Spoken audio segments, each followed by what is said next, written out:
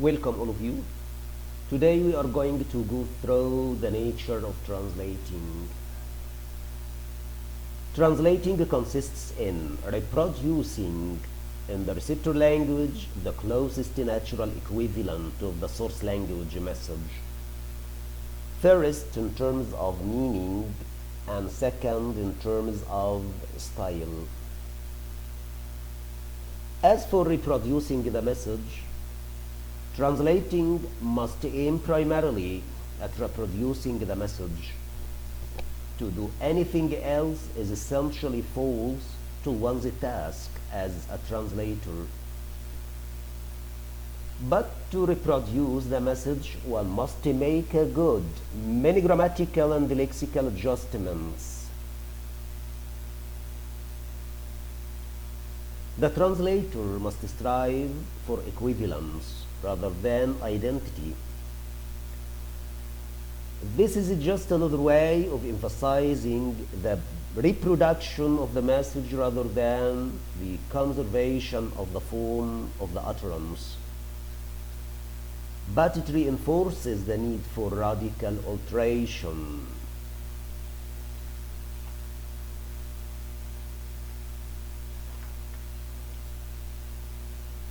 Although style is secondary to content, it is nevertheless important. One should not translate poetry as though it were prose, nor expository material as though it were a straight narrative.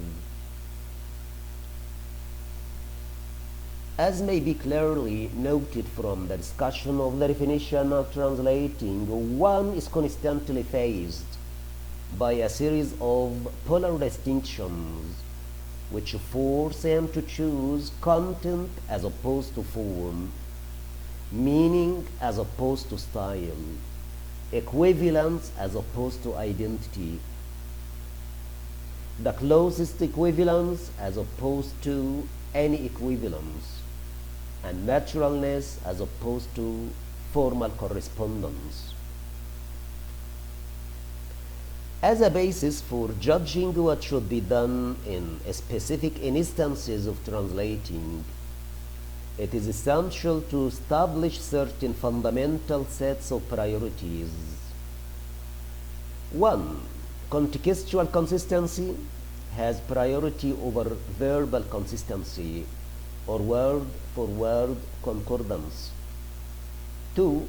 Dynamic equivalence has priority over formal correspondence. 3. Oral or heard forms of language have priority over written forms. 4. Forms that are used by and acceptable to the audience for which a translation is intended have priority over forms that may be traditionally more prestigious. Since words cover areas of meaning and are not mere points of meaning, and since in different languages the semantic areas of corresponding words are not identical, it is inevitable that the choice of the right word in the receptor language to translate a word in the source language text depends more on the context than upon a fixed system of verbal consistency.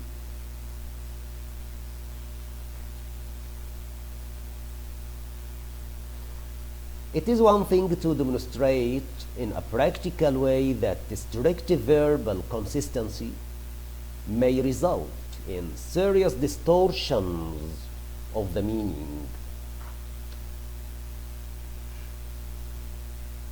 Languages share certain properties which come to impact the process of translation. Let's start with each language has its own system of symbolizing meanings.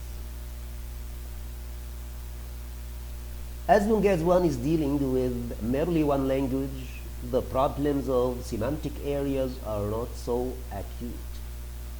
What makes the problem infinitely more difficult is that each language has a distinctive way of segmenting its experience by means of words. Moreover, the ways in which these words are related to each other are also very different. There is a priority of dynamic equivalence over formal correspondence. If we look at translations in terms of the receptors rather than in terms of their receptives, then we introduce another point of view, the intelligibility of the translation.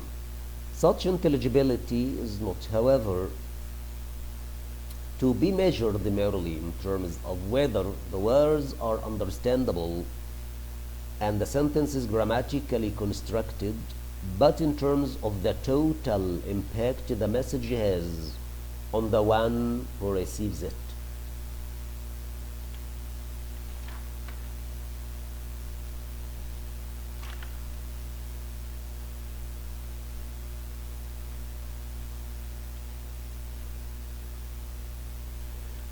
The informative function of the language can only be served by a translation which is thoroughly understandable. This means that a phrase such as the God of peace must be rendered so that people will realize that this is a reference not to a peaceful God, but to God who makes peace or causes peace. As for the expressive function of language, people must feel as well as understand what is said. The poetry of the Bible should read like poetry, not like a dull prose account. As for the imperative function of language, language is not restricted to mere informative and expressive functions.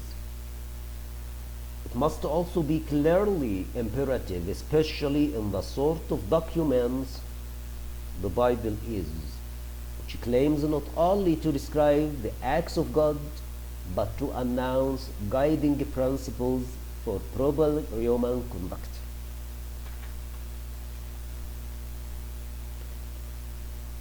There is a priority of heard language over written language. Such priority of the heard form of language over the purely written forms is particularly important for translation. In the first place,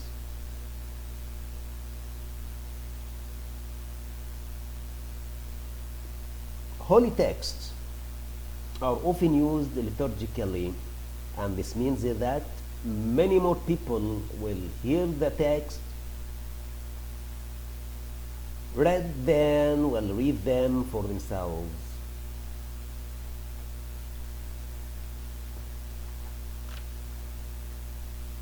There is a priority of the needs of the audience over the forms of language.